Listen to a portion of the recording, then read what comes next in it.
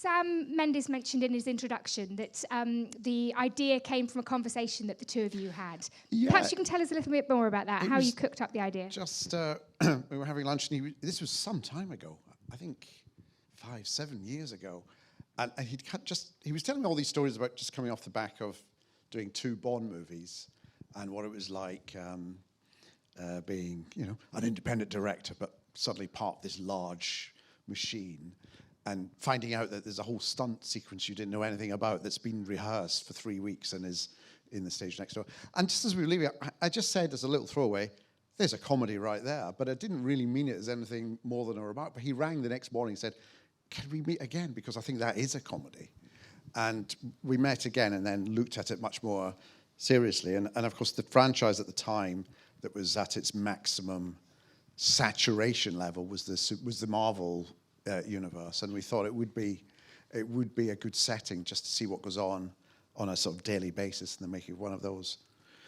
Partly because whenever we were trying to cast someone, even for like a role for a day or 2 days, we always get the message they're not available for 18 months because they're shouting at a green thing in a small room in Shepperton and are unavailable. So just to kind of vent our frustration at that, we thought that the superhero franchise was the way to go.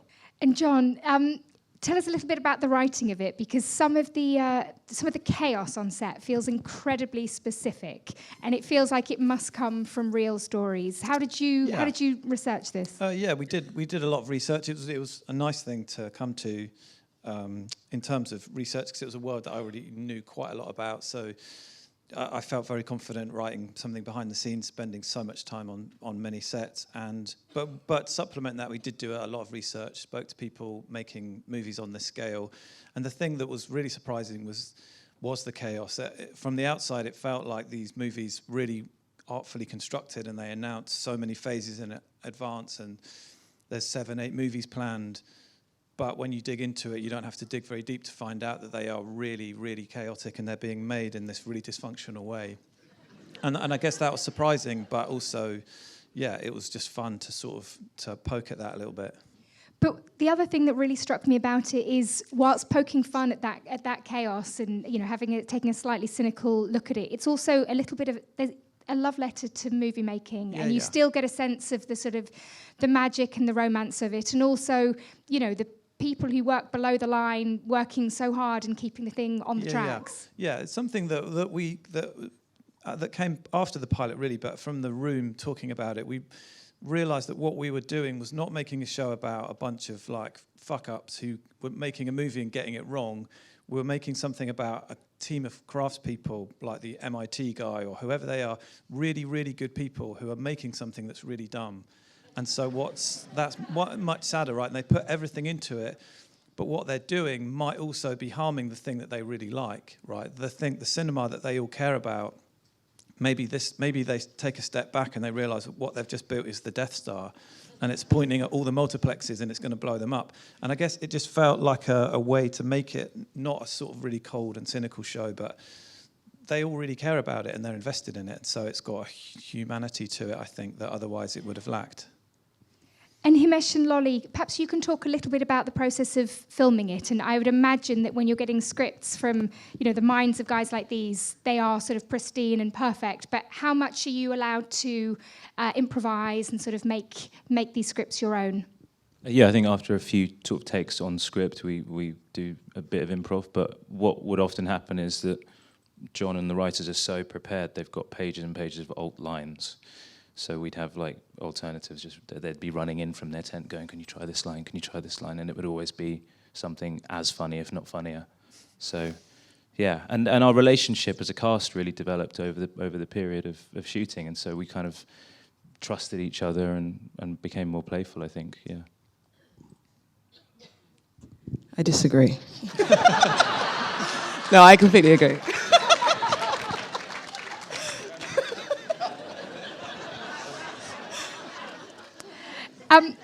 What was it?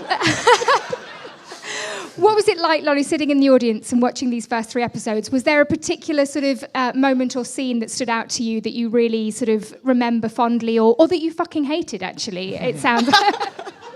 No, I loved all of it. I loved it so much. It's so fun to see like the reactions that you weren't aware of when you were doing it, but like the cuts to Jess always make me laugh so much. The scenes between Himesh and Billy in the trailer, I mean, the sheep, the wool is amazing.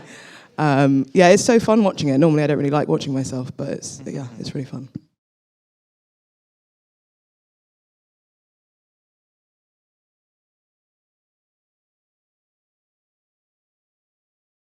I think in terms of the first AD's job, I always knew that they were the people who were sort of in command of the set, but I guess what I didn't know was when you scale it up to this sort of franchise sort of world, just how much they end up being responsible for and how much they end up having to sort of take the flak for, as you see in one of those scenes. So it's a very, very stressful job. And actually, Sam told us something when we were rehearsing, which was a very disturbing fact, that apparently the DGA's pension fund for first ADs is the least drawn from because some of them become directors or whatever, but a lot of them just don't make it to pension age, which is really depressing and worrying, and we genuinely need to do something about that. But yeah, so it's a perilous job, it turns out, yeah. I learned that the third ADs, and the ADs in general really, like, most of the other crew members get to vent their frustration sometimes, and like they can complain about things taking a long time or like not having the facilities that they need. But the ADs kind of don't get that opportunity. They just have to swallow everything and absorb everything and be like, yeah, we're really sorry, we're working on that, and have to keep all the plates spinning without getting any of the thanks, really. So thank you to all ADs. We love you. We appreciate you. That's true. Yeah, we do.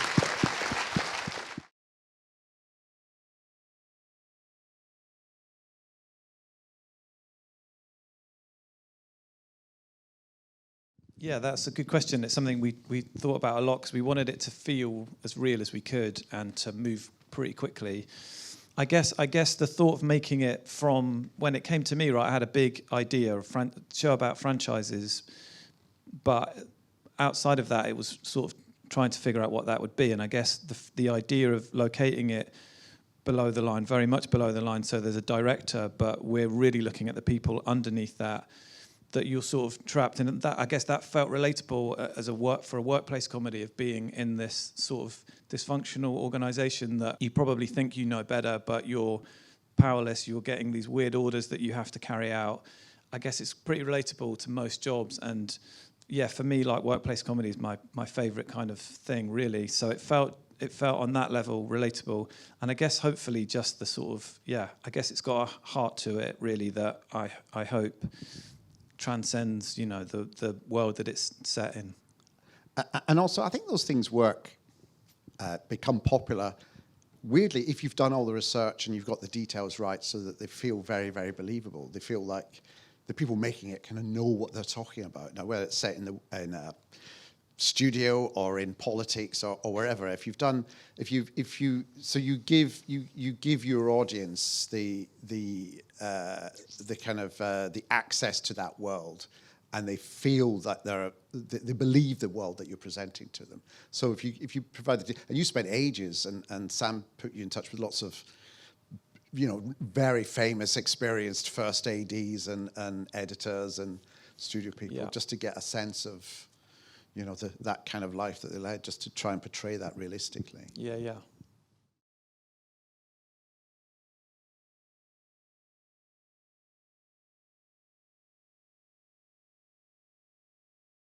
I believe that, if it's a good movie, then it doesn't matter kind of what it's part of. There's great franchise movies. We've all seen great movies that are part of franchises. So, no, not entirely. I mean, it does. There is something about the sort of signing your life away element of it. So, like, if it was like, we will own you for the next 10 years, that might give me pause for thought. But what if it was Bond, Himesh? Come on. If it was Bond. Come on. Anyway, Lolly, what? The thing about that would be, like, you couldn't walk down the street. That would be weird. Yeah. And I know that life very well. I think it's sort of given us training, and it feels like now we're so well prepared for those franchise films, more than any other actor in the world. I think we know the ins and outs, we know how chaotic it could be. So, like, yeah, we're ready.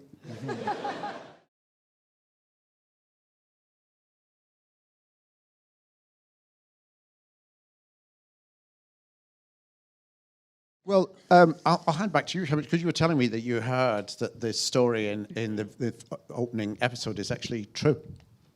Yes, Yeah, if we're allowed to talk about that, I don't know. Yeah, I mean, the answer is it's pretty.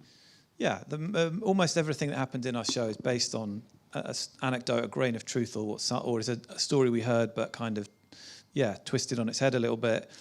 So it is, and I mean, and you know, those big franchises. I've heard stories of actors on set, out on locations, and a limo drives up, and the windows come down, and they hand them out the script pages, and then the limo drives off, and the actors they have no idea what they're doing. They also don't know what they're doing often because they're in front of a green screen, so they don't know really what the context of what they're saying. They don't know what any of these words mean, and later it could be sort of re-rendered into almost anything. And it's amazing that we're getting our great acting talents, and this is what we're doing with them. It's quite sad. It's quite a sad thing, but this is just what to go back to your question. I'm never going to do a franchise movie ever. right. Yeah. But we have kind of scanned you so that we don't actually, don't really need you now. Yeah.